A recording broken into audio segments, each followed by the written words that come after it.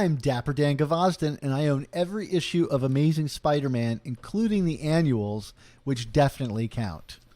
And I'm Mischievous Marcinacchio, and I own every issue of Amazing Spider-Man, including the annuals that retcon stuff, and they still don't count. Well, thanks everybody for joining us for our Beyond Amazing celebration of Spidey's 60th anniversary on the Amazing Spider Talk, the show where two fans and collectors uncover the strange, fun, and fascinating history of the Spider-Man comic universe. Mark, I will say there are some annuals that have been retconned themselves, like Annual 5 or Annual 20.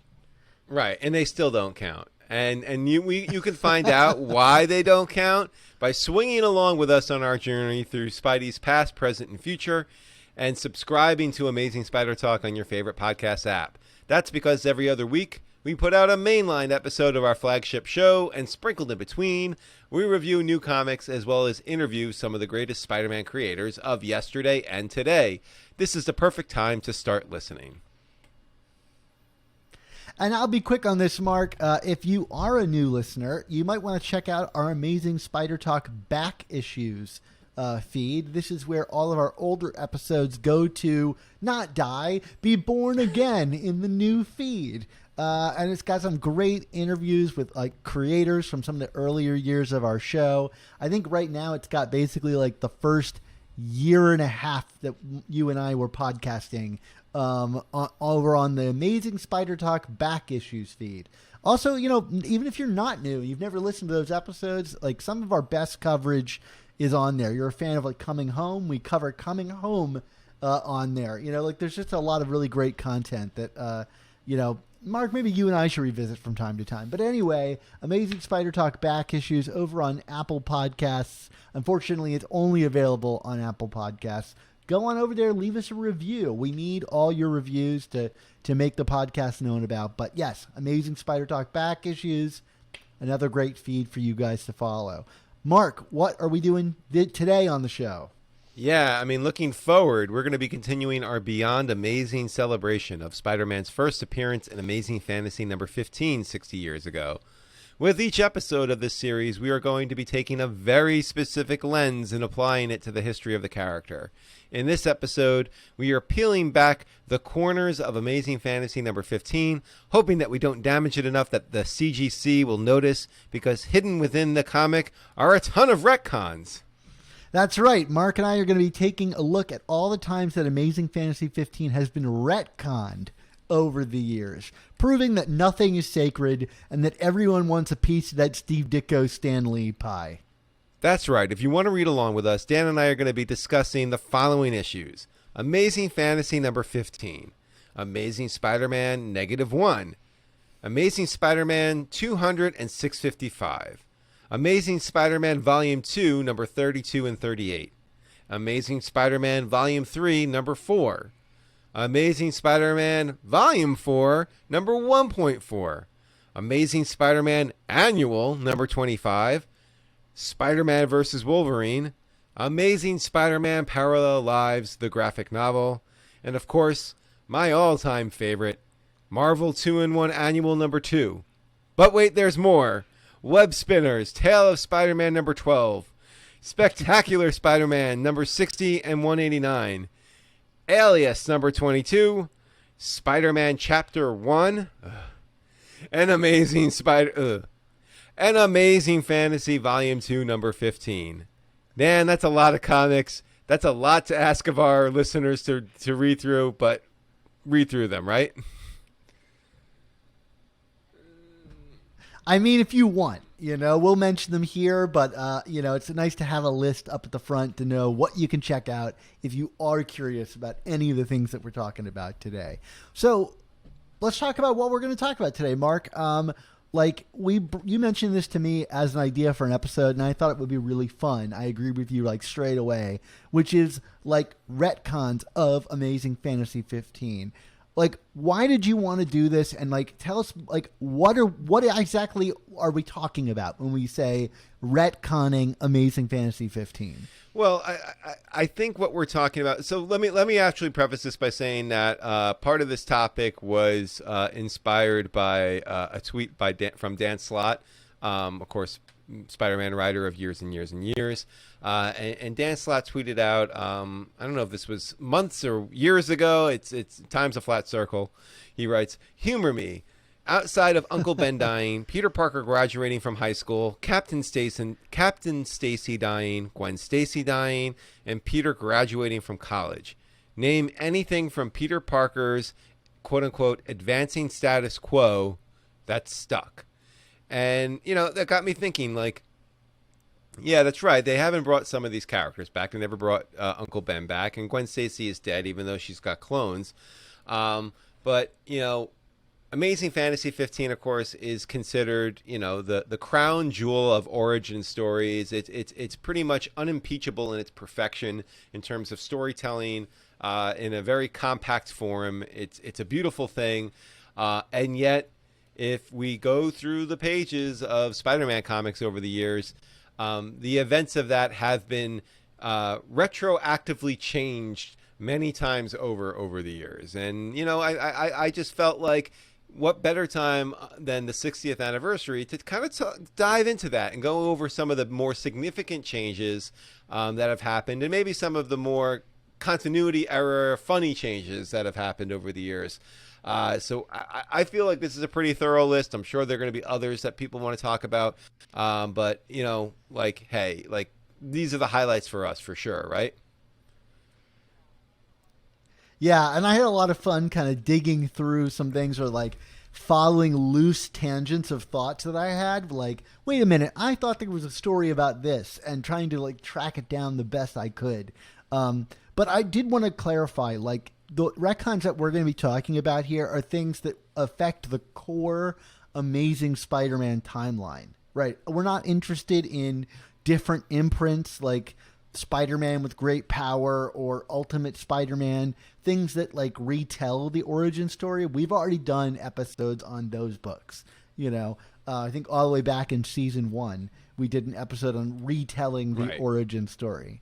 We're talking about things that like affect the core Spider-Man timeline as it pertains to Amazing Fantasy 15.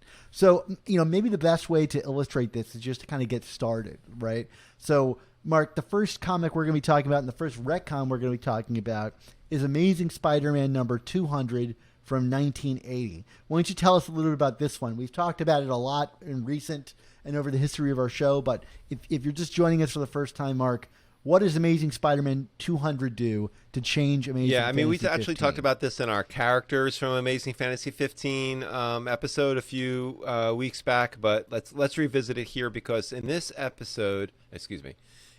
issue, the change in question is we learn in this issue that Uncle Ben and Aunt May's home was actually targeted specifically by the burglar. Meaning that he wasn't just some random guy Spider-Man let run by who then coincidentally went on to kill his Uncle Ben. So it kind of, changes the whole this could happen to anyone thing, and making Ben and May a target of this guy, and that he was going to go to their house anyway and probably kill them if they didn't comply with what he was looking for, which turned out to be the buried treasure of somebody in the floorboards of their Forest Hill homes. Yeah, that's a pretty good summation of it. And, we've talked about this before, but it's not a favorite of ours. I think Amazing Spider-Man 200 is a fine comic, and there's nothing wrong with this change. But I just don't think it's necessary, to have it happen. And it doesn't take away a ton from Amazing Fantasy 15, but it doesn't add much that I think really improves the story in any way. It just kind of makes it almost like more akin to like this kind of thing was fated to happen. And I think anytime you get like fate kind of intermingling with Spider-Man, it kind of lessens the specialness of the character. And put a pin in me saying that, because I might contradict myself in a few minutes. But that's kind of always how this wrinkled with me. It was like, well, like to have it so specifically targeted, Peter's role in his uncle's death is kind of minimized. Yeah, I mean, I would say that like the impact of this retcon is really as big or small as you as the reader want it to be. I think this is one of those retcons where like the more you think about it and the more threads you pull out of it, the more challenging it becomes to accept as truth. I mean, like, there's things like, okay, so why was the burglar in Madison Square Garden and trying to pull off a heist if he knew he was going to have to go to Forest Hills later? And then, like, would it have even mattered that Peter didn't stop him if he was just going to go on to Forest Hills and raid his uncle's house anyway? I also feel like, giving the burglar a true motive and kind of, almost giving him a character, basically, it's kind of on par with like making Joe Cool the person who killed the Wayne family in Batman. It just takes away the randomness of it, and like you said, kind of adds this layer of fate to it that is a little disappointing. I every time you say Joe Cool, I think about Snoopy murdering I Batman's parents. It's Joe Chill, right?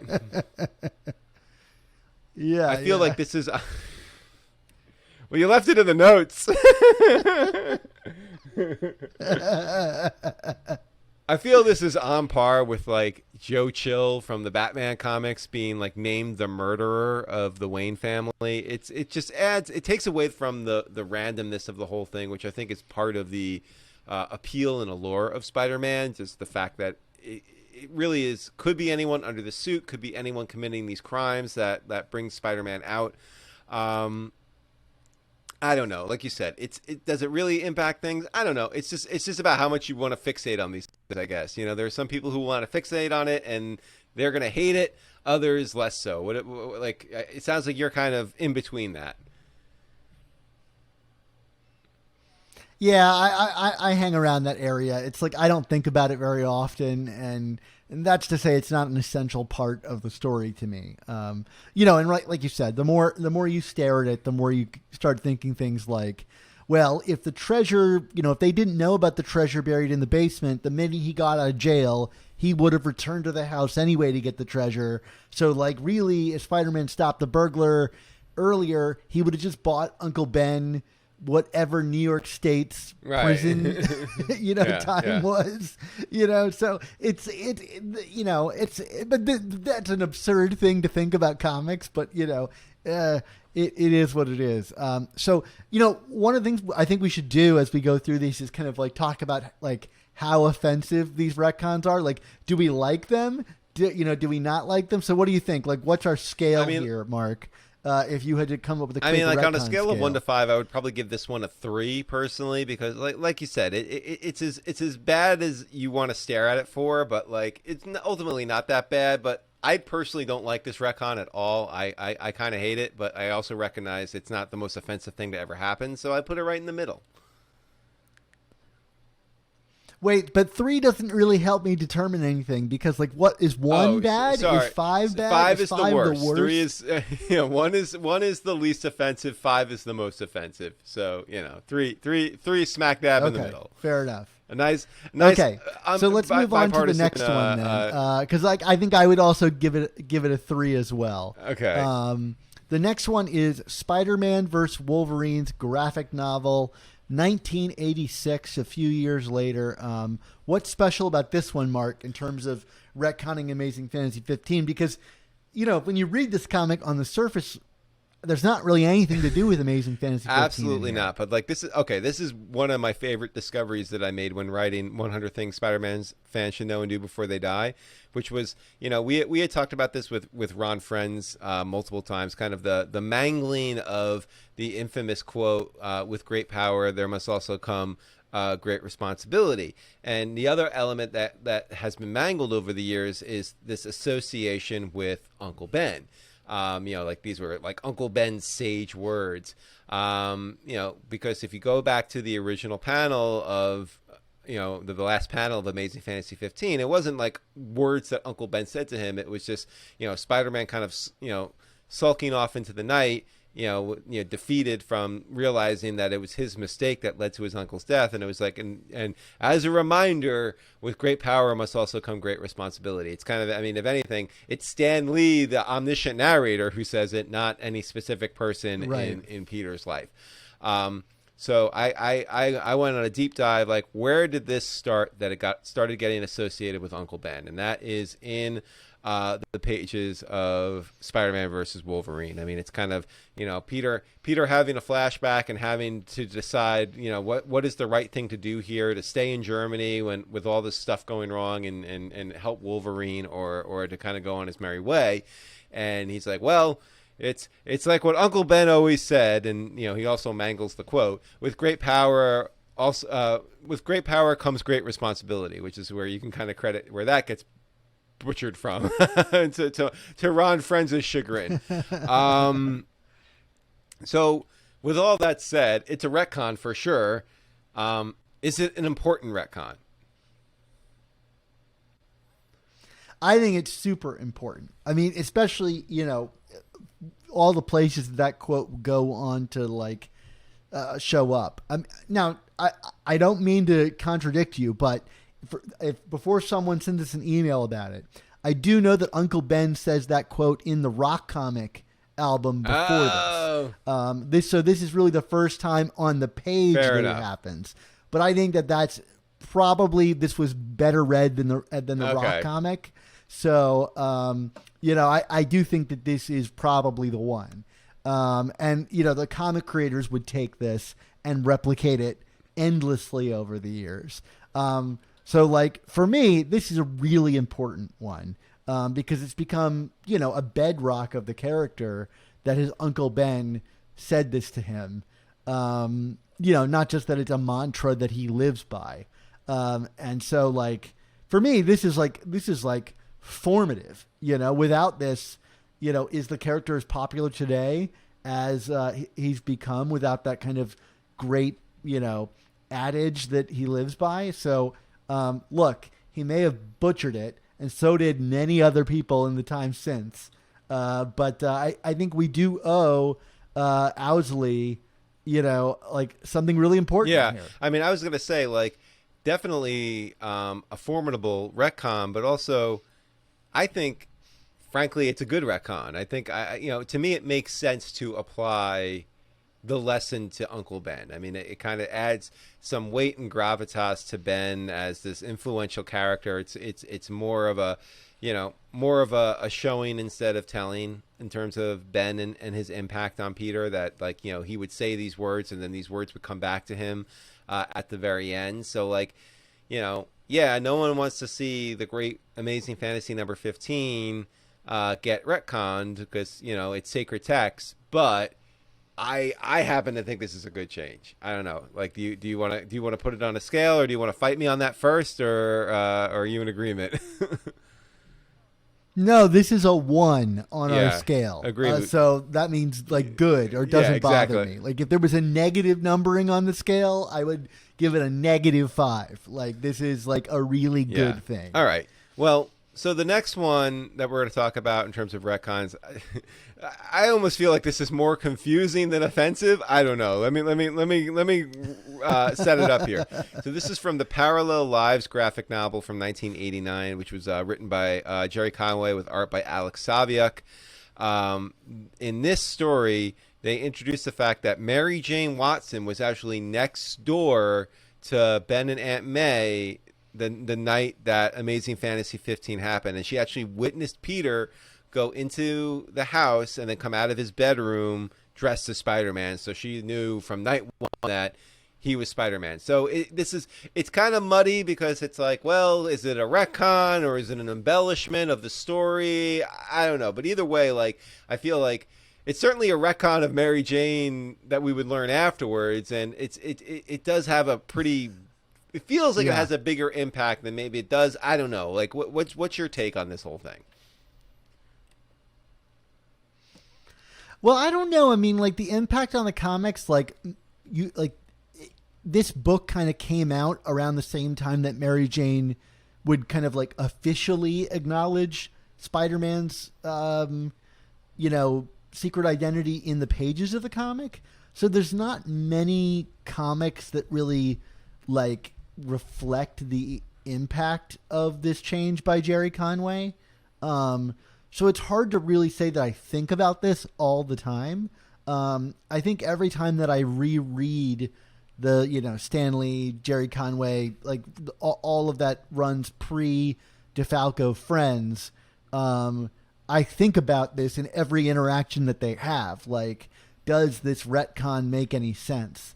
And, does it work in the context of, the story? And for me, it doesn't really make any sense that Mary Jane would act this way. Like, I really like the Parallel Lives graphic novel. I think Jerry Conway did this about as artfully as he could, and he does really go out of his way to make it make sense within the early Stan Lee, Steve Ditko, Amazing Fantasy 15 timeline. And like all that we learn about Mary Jane and her Aunt Anna in the weeks or months that follow, but it's the kind of thing that like it doesn't really make sense that Mary Jane would keep this ruse up for so long, especially given how she acts when she hangs out with Peter. But she's also kind of putting on a show, so if there's any character you could pull off a retcon with like this, it's probably Mary Jane.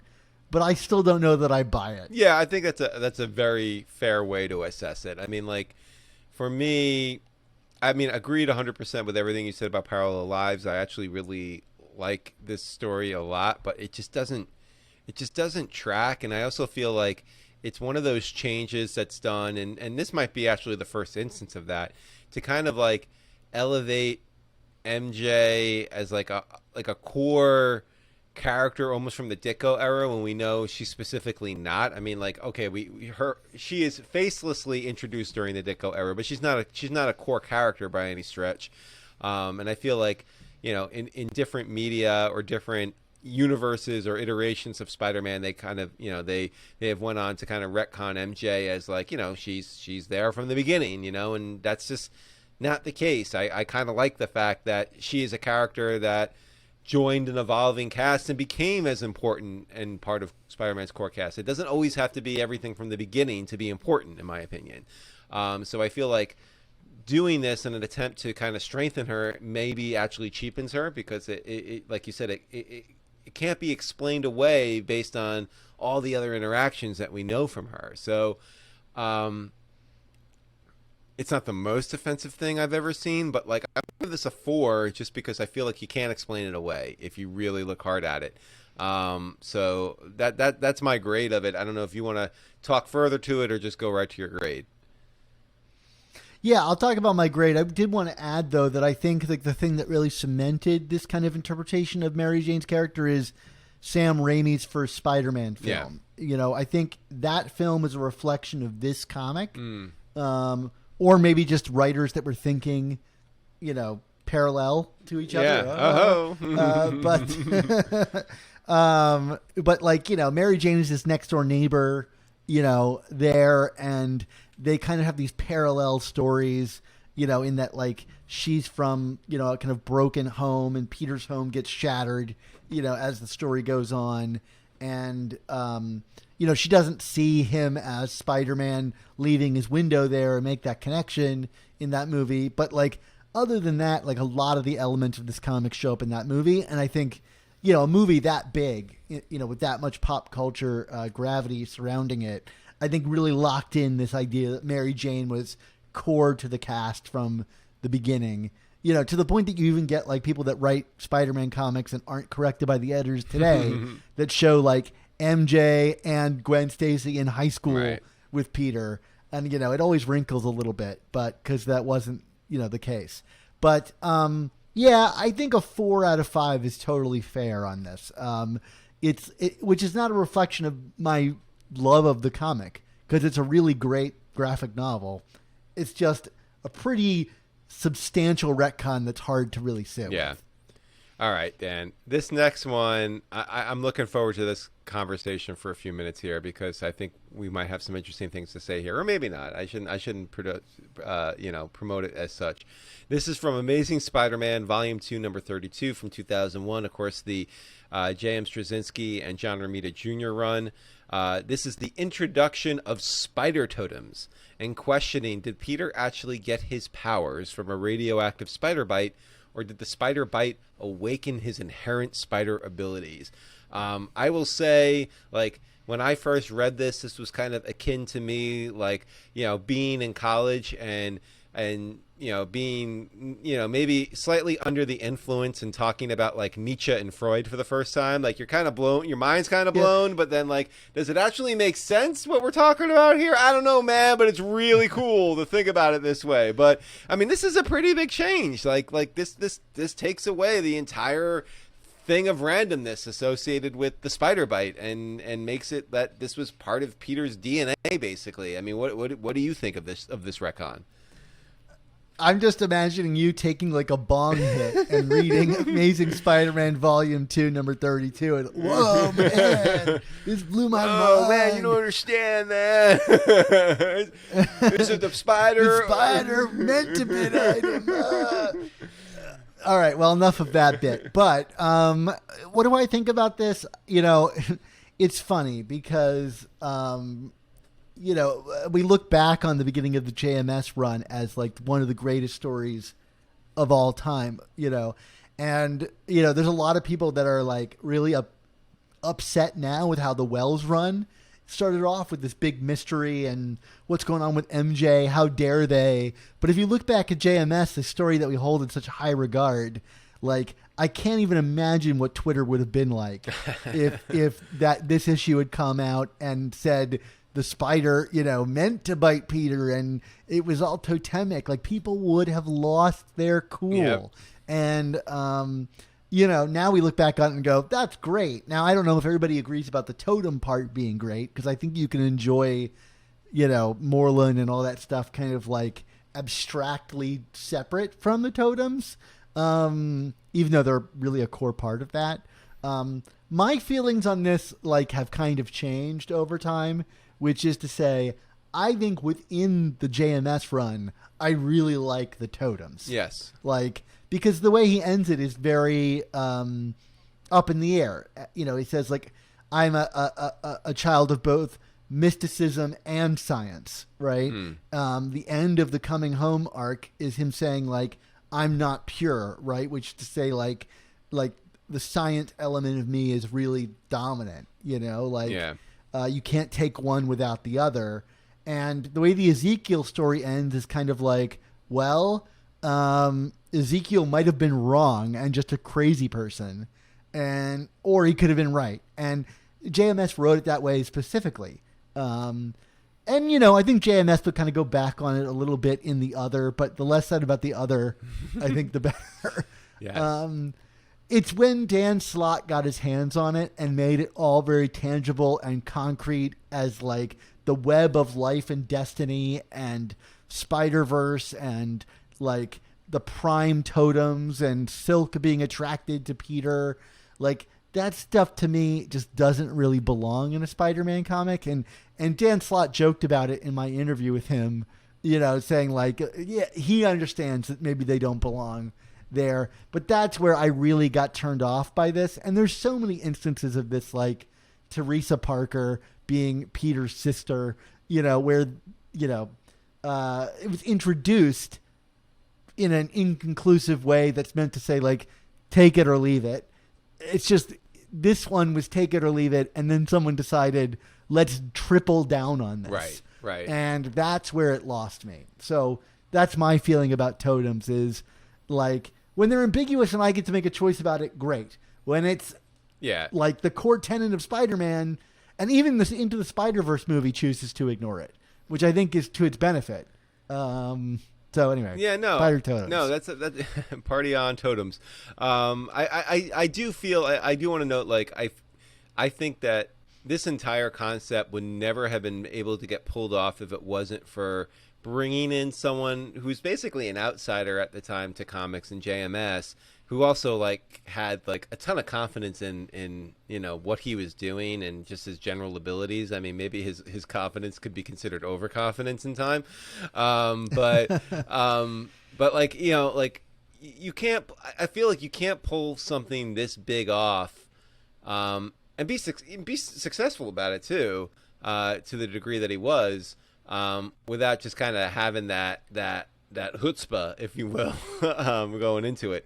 So I do want to applaud it. I mean, I also feel like part of the draw with going in this direction, and I don't know if this is considered a positive or a demerit, is like I feel like this is really done to kind of fuel Moreland as a threat, and you know, like because like when you start thinking about it, it's a huge change, but like does it really change Peter as a character until the other, I guess? You know what I mean? I don't know if it does, you know, because like you said, he kind of ends that arc by saying, I'm not pure, I am who I am, you know, like that's the, you know, you can't define me in terms of one subset or the other. Now, interesting enough, after I kind of brandied this about as a big retcon, you found another parallel, not a parallel life to it, from another story that might be suggesting that, you know, Spider-Man's powers were fated to him, and where was that coming from? I mean, Mark, I hate to admit it, but your favorite comic, yeah. Marvel 2-in-1 Annual #2, the only annual that counts. You know, I'm surprised you didn't pull this one out, yeah. because like it sat there in my brain as kind of like the impetus for that story, which is in that story there's these characters Lord Chaos and Master Order. And they kind of like choose Spider-Man as their like champion, and to like defeat Thanos. And so in that comic, they say that they've specifically chosen Parker and orchestrated the events that made him Spider-Man, because they had belief in his nobility and, quote, strong heart, end quote, that would one day prove vital in a battle against Thanos. So, you know, whether you want to blame the totems or Lord Chaos and Master Order, there was always some cosmic destiny for Spider-Man. I don't know, man. Do we choose to keep that one? You didn't even remember it, so I would assume no. I mean, you know, we got to have Jim Starlin on the show one of these days to talk in length about this, because I'm sure he really probably remembers that. Speaking of probably tossing around a bong and talking about Spider-Man. Sorry. I'm not accusing anyone of anything. All right. Well, let's talk specifically about the totems and JMS's work in terms of the offensibility offensibility, is that not even a word? The offensiveness scale. So I'm going to throw a little bit of a curve here and give this a 2, because I mean, you know, like I like this story. I love this story. I think this is one of my favorite stories ever, and I think this is really done well. With that said, like, I just loathe the idea of putting fate into Spider-Man. So even if it's really well done, I kind of loathe it. So I'm gonna go 2, just to be a notch over a 1. What about you? Oh, I'm really like wrestling with this, because I want to give it a 4, like the same thing as Parallel Lives, because like that's exactly what you just said is what I said about Parallel Lives, which is like, boy, the execution is so good initially, but you know, I can't really square this. Although I think the way JMS writes it, it's much easier to square than Mary Jane knew it all along. So I'm going to agree with you. I'm going to give it a 2. And it really pains me because, like, the Spider-Verse stuff, every time I read it, I'm like, this does not belong in my Spider-Man comics. Like, even Madam Web has always been, like, kind of like, ugh, like, what is this character doing here? Yeah. So, yeah, give me it depends on the story, 2 or 4. Okay, fair enough. All right. Well, in the same vein of, we're going to get to our last retcon of the first half, which is from Amazing Spider-Man Volume 3, number 4 from 2013. And that is another student named Cindy Moon, was bitten by the same radioactive spider that bit Peter. And a legend was born. Silk! Dan, I mean, what can we say about Silk and the retcon that is this one? Well, I believe we have a whole podcast probably about that from Fair. back in the day, and I don't exactly remember what we said at the time, but I imagine it's going to be along the lines of what we say today, which is like, I really don't like this, and I don't want people to come away from this thinking I don't like the character of Silk. I've kind of come around on Silk. I don't love like that there's a ton of spider people out there in the world. It's just not like one of my favorite things because it takes away from what makes Peter unique. But like Silk has had some fun stories over the years, and I think she operates in a fun kind of YA part of the Spider-Man universe that can bring young female readers into the book. I'm cool with all of that. But to have the spider bite another person after Peter is the kind of thing that's just so like lazy as a writer. I think like the spider bit someone else. It's the kind of thing like if I were an editor, and I'm not, so but like I would laugh that person out of the room. Like I would be like, just try anything else. Like come up with any other reason to create this character, you know?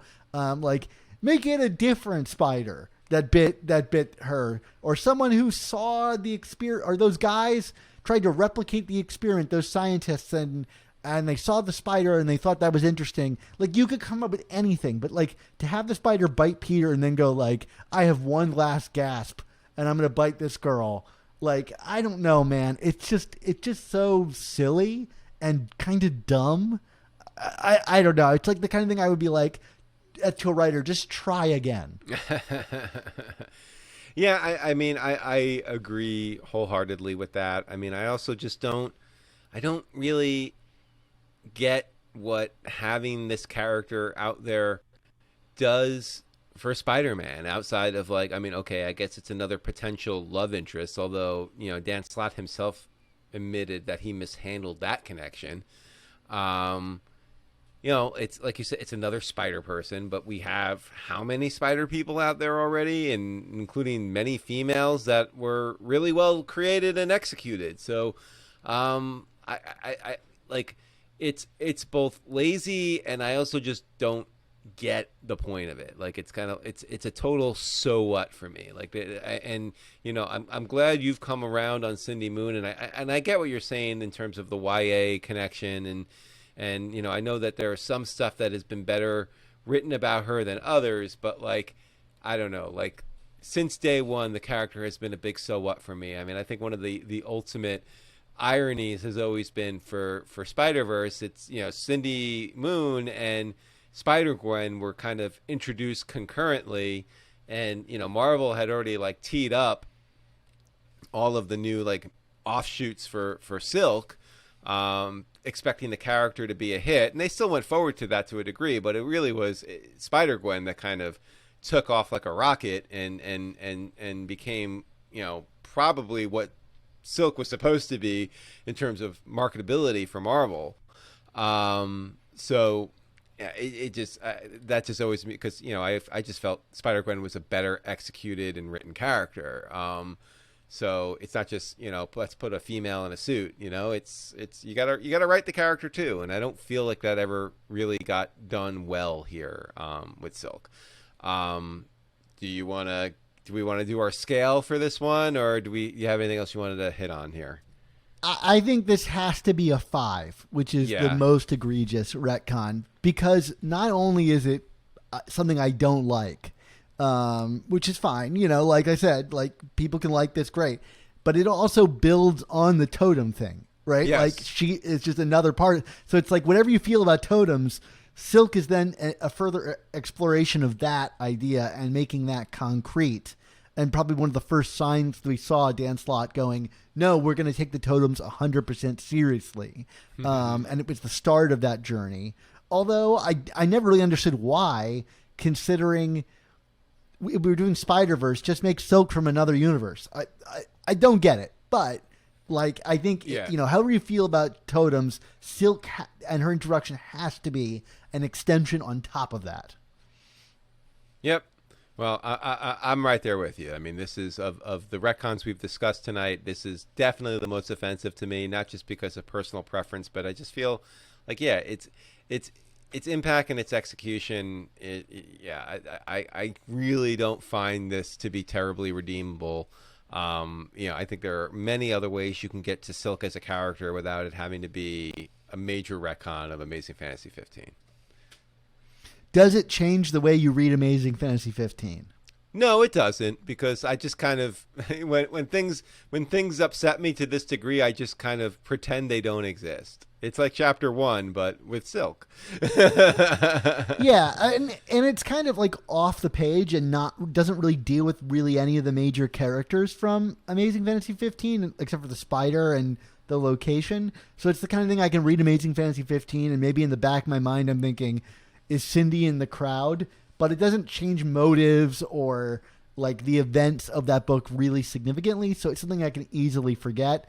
And I imagine as time goes on, Cindy will probably be forgotten, like so many of the other spider characters that show up every once in a while, but really aren't taking up much headspace in the spider offices. Well, great, Mark. We're going to continue on to the second half of our discussion. But first, I wanted to talk about our Spider Slack. Yeah, hundreds of listeners like you, Dan, hang out in our community of Spider-Man fans on Slack. The amazing Spider Slack community is absolutely free to join, and you can jump into active conversations with awesome people about collecting, conventions, movies, new comics, old comics, and more. Mark, I hang out in the Slack all the time, and this week we've been talking about how they're making a Razorback toy. Now, listeners of Amazing Spider Talk will know I love the character of Razorback. Good old Buford Hollis from Spectacular Spider-Man, like 2 issues of Spectacular Spider-Man. And for some reason, they decided to make a toy out of this character. And they got to be just appealing to me. Like, hello, Marvel Legends makers out there. If you're listening to the show, thank you so much for making a Razorback toy. I have been refreshing my Hasbro app on my phone. I'm not even a toy guy, but I just want a Razorback toy. But then, Mark, get this. They just announced today, and the Slack let me know about this, that you have to buy a whole package of 5 characters to get him. Marvel, if you just want my money specifically, like you're aiming a target at my wallet, like this is how you're going to get it. And I hate you for it. But you got me. Like you tricked me here. Like nothing's going to get in the way between me and my Buford Hollis. So damn you, Marvel, is all I have to say. And thank you, Spider Slack, for making me aware of it. Mark, am I like what does this sound like to you? The rantings of a mad person? Oh yeah, I mean this is more ranting and raving than I thought we were gonna get in our retcon episode. But like more power to you, Dan. Viva la Razorback action figure. I gotta have him. Especially if he has like, there's just so much I got to do. So anyway, if you want to join me in my enragement about the Razorback action figure and the likely $150 I'm going to put out for it, come join us in the Spider Slack. There's a link in the description that will guide you there. You can sign in, get yourself a username, and come in and say hi to everybody. It's Twitter and Reddit, but not toxic, and that's what we all need in our lives, I think. So come join our amazing Spider Slack. Awesome, Dan. Well, speaking of not terribly toxic, the second half of the show we're going to be talking about retcons of very little consequence. I mean, I guess you could maybe clarify these as more like continuity errors. But we just wanted to note them anyway because some of them are pretty funny. And it's the kind of thing where it's like Amazing Fantasy 15 is like the bedrock that everything else rests on. And so when you change that in a minor way or like you mess up on it, it's like, were people asleep at the wheel here? Like, when you make a retcon to Amazing Fantasy 15, it's like you kind of got to go for broke. you know? Yeah, Like, yeah. you're either going to make a change or you're not, because like that is the like if you were to amend the Bible, like you better say Jesus came to America before Europe, you know, like you better go all out, you know? Anyway, Mark, tell us about some of these and we'll kind of like go through these quickly. Yeah, well, the first one, I forgot these comics existed until you dutifully reminded me while we were planning this episode, and it's Amazing Spider-Man Volume 4, number 1.4. This is from 2016. This is what is it called? Like Grace or Fall from Grace or something yeah. And in this one, it's Peter and Aunt May witnessed Uncle Ben die in the hospital rather than at his home. This one's one of the dumbest ones. First of all, I think that this miniseries is really bad, like exceptionally bad. And I remember I was reviewing it at the time, you know, on our website, and just was like, why did I sign up for this? You know, like they just rebooted Spider-Man after Superior, and then decided like that this was the thing that they were going to promote up the chain, and man, like it was bad, but then it got like to this point where Peter and MJ watch Uncle Ben die in the hospital, and it was like, is anybody reading this except for me? Like even the people making this comic, like how did this happen? Like did the editors not read Amazing Fantasy 15? Like to this day, like I know we give Nick Lowe a hard time, but like, I don't know how you publish a Spider-Man comic with this level of egregious error in it.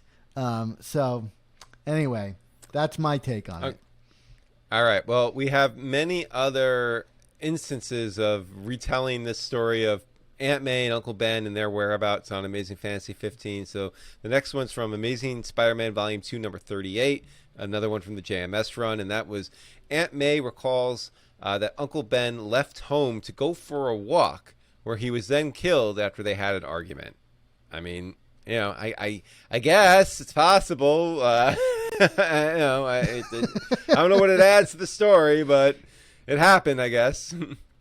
Yeah, you know, on that note, Mark, we've also got Webspinners Tales of Spider-Man number 12 and Amazing Spider-Man Annual number 25, where they both kind of repeat the same thing, which is that no, Uncle Ben was not on a walk. In fact, he was laying on the stairs outside of the house, all bloodied up with bullet holes. And like some of the images, like especially in Webspinners, it's fairly graphic. Like the image of Uncle Ben that you see there. And so Peter, like, you know, in Amazing Fantasy 15, he kind of arrives at the house and the cop tells him, and then he kind of like runs upstairs. Here, like, we see him see the body, you know, in like full gruesome detail, and the ambulance comes and takes him away. And, you know, I guess that could have happened, right? Because we just kind of see Uncle Ben on a stretcher. So, like, you know, fair enough. You know, it's not something I ever thought I wanted to see, but you know, it's not really refuted by much. Although Amazing Spider-Man 200, you know, has him confronting the burglar inside the house. So, you know, I tend to think the inside the house is the correct version of this. Yeah, I mean, that does make sense. And then, you know, the last kind of wrinkle for at least Aunt May's whereabouts in that night was from Spectacular Spider-Man number 189. And in this instance, Aunt May arrives at the Acme warehouse and sees Spider-Man next to the strung-up burglar. And that's, of course, where her fear of him originates. I mean, I don't quite get why May would be leaving the house.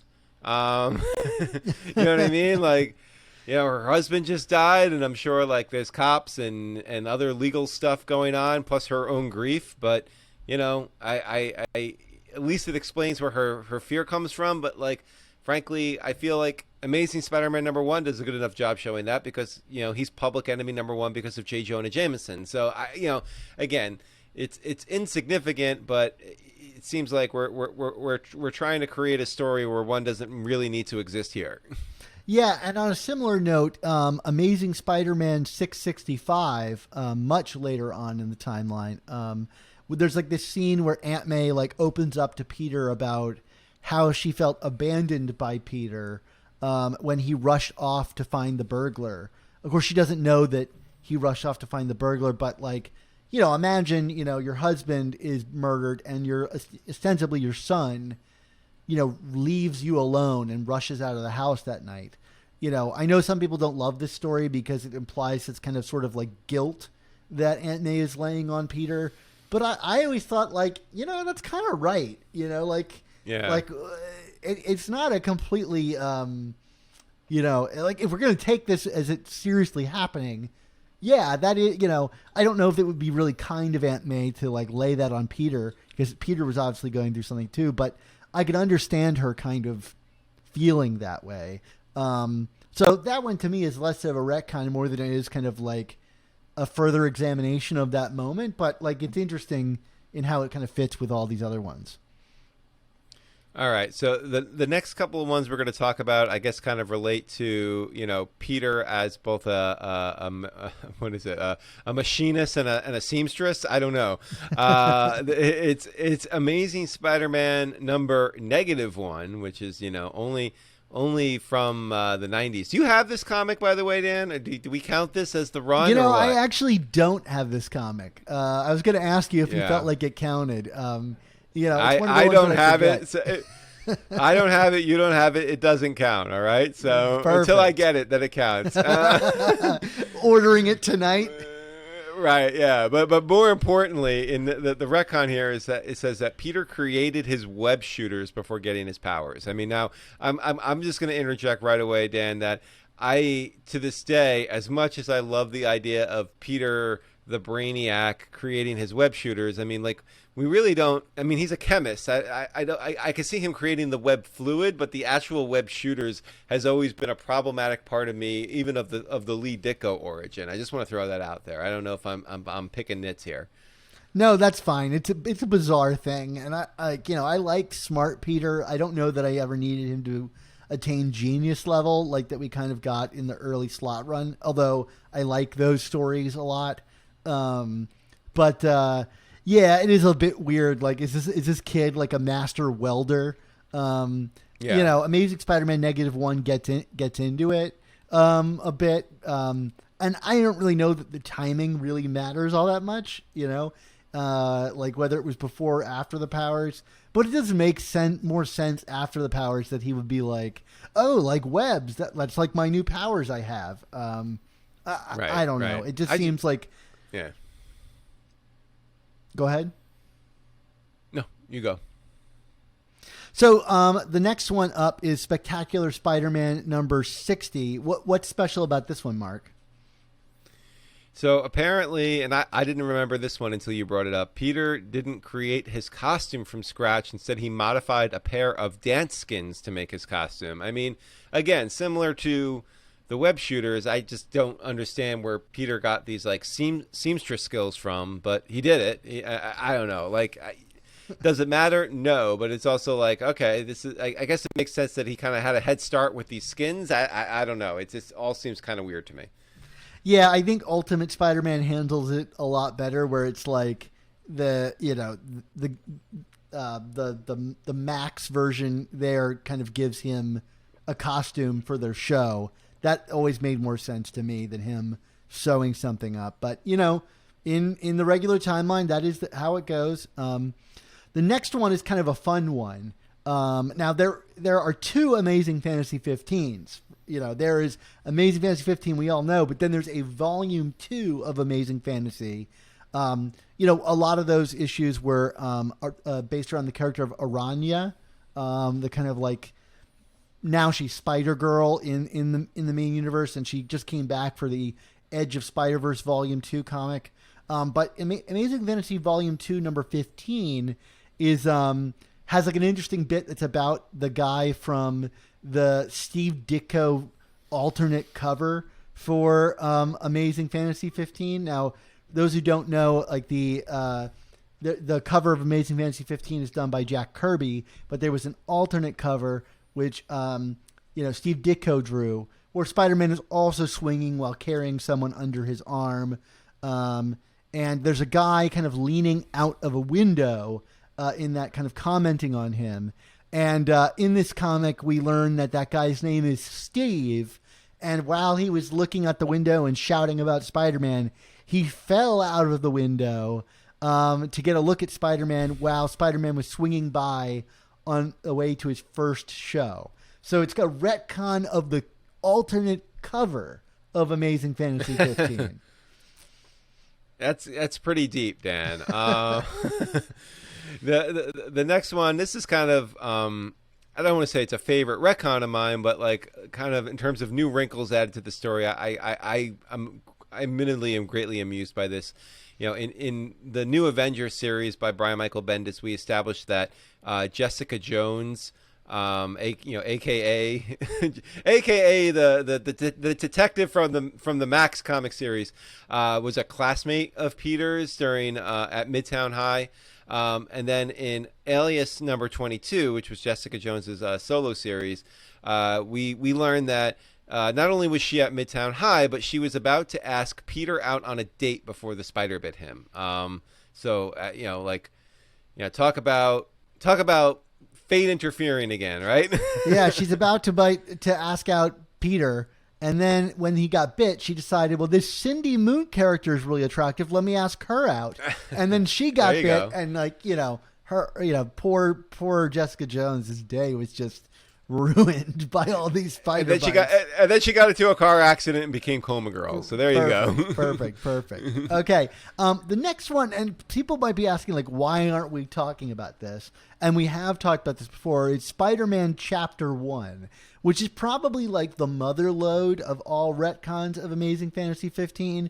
But, and for those who don't know, Chapter 1 was this John Byrne-led story in the late 90s that like kind of was a proto-Ultimate Spider-Man that looked to reinvent Amazing Fantasy 15 and Spider-Man's early days and kind of like tie all the villains in with Spider-Man. And it just made all these kind of changes that like were not like kind of reflected in the Amazing Spider-Man comics at the time, but then kind of quickly rejected later on. So like the reason we don't count this one really on our main list is it's not canon at the present moment. Yeah. Like it was rejected pretty quickly. And we talk about that in greater detail in season 1 of our seasonal content on this show. And I don't really love Chapter 1, but it's weird because like some of the changes from it are still reflected in some of the Amazing Spider-Man comics of that period, like the Howard Mackie run. So like there's still kind of like a vestigial, pieces of Chapter 1 that if you only read Amazing Spider-Man, you'll see some of Chapter 1's impacts in there. But it's largely forgotten and ignored, and it was the retcon was retconned. Yeah, I will say if it did like end up sticking and we had to give a grade to it, I would give it a 5 out of 5 for offensiveness. I just don't like.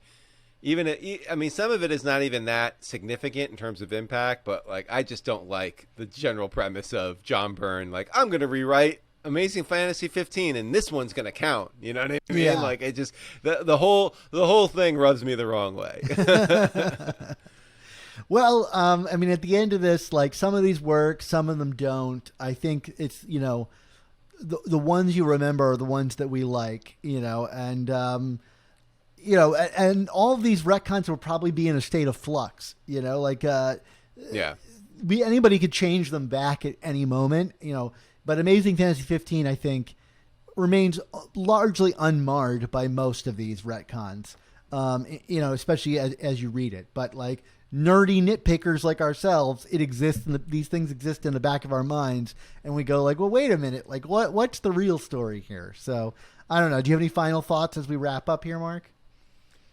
No, I think that's a good summary of it. Like you said, I don't know. I think one of the constants in comic books is change. We've talked about that before. I don't mind change. I don't get too irritated by retcons. I do sometimes, and we talked about this a lot during the Nick Spencer run. I sometimes do get irritated by retcons that nobody asked for. You know what I mean? Like I want you, if you're going to retcon something, I need you to do it in a way that really advances the story. And you know, we get some instances of that throughout this episode, but we also get a lot of them where it really doesn't. It's just kind of done for the sake of doing it.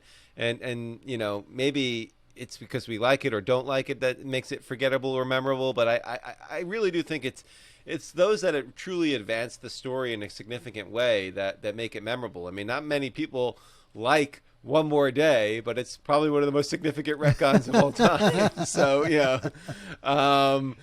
so mission accomplished, whether you like it or not. And you know, I think you could say the same for like Spider Totem and Cindy Moon and even the Great Power. I think all three of those have had long-ranging impacts on Spider-Man, for better or for worse.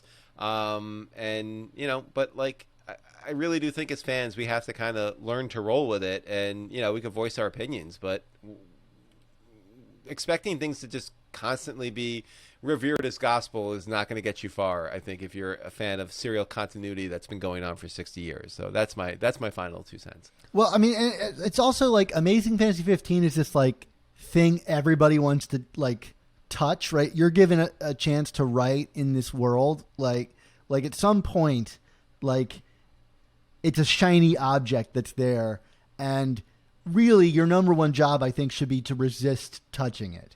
You know, as a steward of this character, like at least that's what I would ask. Now, you know, I could, I'll probably eat a shoe saying that because someone will do something brilliant that I never thought of and I'm totally accepting, you know, of, or did something before I was even born that I accept, as we discussed today.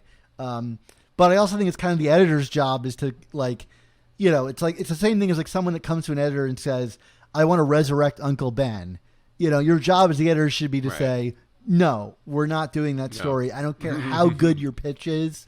That's just not a story we need to do. Now, I say that someone's going to do it eventually, I assume. That wall is going to get broken down. But like, if I were in that position, my job, I feel, would be to like safeguard Amazing Fantasy 15 as much as possible. You know, I think for the most part, it remains pretty untouched. Yeah. Although, could you imagine like someone saying no to Ed Brubaker that I'm going to bring back Bucky? Yeah, right. Exactly. So, you know, I could very well be wrong about that. But one thing I'm not wrong about is how much we appreciate all of our fans and supporters. If you do find the show entertaining and valuable, you know, please consider supporting us. Mark and I put a lot of hard work into producing this show almost for 10 years now. And part of supporting us means just recommending Amazing Spider Talk to a friend. You wouldn't believe how many people, or maybe you would, how many people read Amazing Spider-Man and don't even know that we exist and would probably love our show. Mm-hmm. So, you know, we'd love it if you could help spread the word about us. But if you want to go one step further, one of the things you can do is become a member of our Patreon. Yeah, we can only bring you this content with the support of our Patreon members, and we owe the show's success to every single one of them. We are constantly making exclusive content for our members, including this upcoming week when our Patreon members will hear Alan and I talk about Amazing Spider-Man Volume 6, Number 8. That's because Dan, you are still out on paternity leave, despite what the rumors on this show would say. Yeah, no, this is just my LMD that I'm having come fill in for me today. So yeah, you know, this LMD wasn't, you know, cheap. It was very expensive. So why not take $3.99, the price of a new comic, and you can put it towards a month subscription to support the show and start receiving our Patreon content. If you value this show and its reviews of Amazing Spider-Man as much as you enjoy the comics, you know, we're giving you an hour-long entertainment, hopefully, about the comics you adore. Like, why not put some of that money to help us, you know, continue doing it?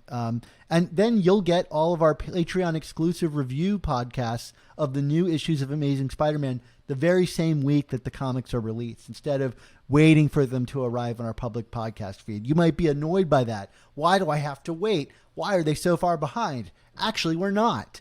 we're right on schedule. So it's just on our Patreon because it allows us to get the show up and going and afford expensive LMD robots.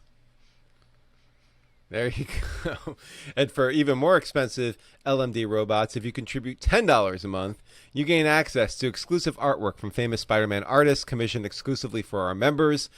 We just got news that Barry Kitson is going to be finishing up that artwork all the way back from season 3 of our show. Is that the Kevin Smith Black Cat season? I don't remember. But it features the death of Gwen Stacy. We also got Juan Ferreira doing a Spider-Man and Daredevil team-up piece for us. And also Michael Fife, who will be doing a Spider-Man and Venom commission. Also, don't forget, we have every episode a new episode-specific desktop background created for us by artist Nick Cagnetti for our patrons to enjoy. And boy, does Nick knock it out of the park when he does that. Yeah, and Nick's even got a new book coming out from Oni Press himself called Pink Lemonade. So, yeah, and Nick's even got a new book coming out from Oni Press himself called Pink Lemonade. So if you like Nick's artwork, go check out that book. It should be on the shelves soon. You can ask your local comic book store to pull that issue for you. Pink Lemonade, #1. I've read it. It's awesome. So if you like Nick's stuff on our show, go check out his new comic. But if you do want to support us and it's just not working out for you financially, we get it. It's a hard time for everybody, as it is for us too. So we do appreciate anyone who just listens to the show and shares it with their friends. But again, if you do have the means, please join our Patreon to support the continued existence of our show. There should be a link in the description of this episode that will guide you through the whole process. And again, we can't end this segment without thanking all the members who already make this show possible. But it's that time, Dan. Time for all good things to come to an end. So we want to say thank you to you, the listeners and viewers, for tuning in to this episode of The Amazing Spider Talk. Yeah, this episode was edited by Rick Coast. Our artwork comes handcrafted by artists Ron Friend, Sal Buscema, Ray Sumser, and Nick Cagnetti. Our theme songs were produced by Rylan Bojack and Spider Match. Plus, our introduction animation and musical stinger comes from Josh Sutton. This was a lot of fun, Dan, but what do we got coming up in our next episode? Well, Mark, I'm really excited about this one. This is a bit of a special announcement. Our next and final Beyond Amazing episode will close out with a page-by-page discussion and analysis of Amazing Fantasy 15, just like we did with Ron Friends on the Kid Who Collects Spider-Man episode. But Mark, that would be exciting if it was just you and I doing it. But we have a special guest coming to join us. Who's going to be joining us to talk about Amazing Fantasy 15? Yeah, it's going to be none other than Marvel editor Tom Brevoort. I mean, we've had Tom on before. I don't think there's anyone who knows his Marvel history more than Tom.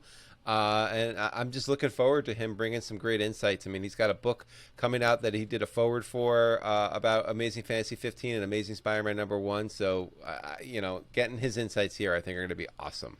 Yeah, I'm so excited, 1, for that book, and 2, for Tom to come on the show. And I hope to learn a lot. That's kind of the reason we do this. And I bet he's going to have a ton of insight that, you and I couldn't possibly offer. So that's going to be really exciting. But, Mark, until next time, we have to leave everyone with our motto, the very thing that forms the backbone of our show. So, Mark, until I'm murdered in my house, then on my porch, and then die a lingering death in the hospital, what's our motto? That's a lot of deaths, Dan. Our motto, of course, is, with great podcasts, there must also come the amazing spider talk. I mean, that's what Uncle Ben taught me, right? Or was it Wolverine?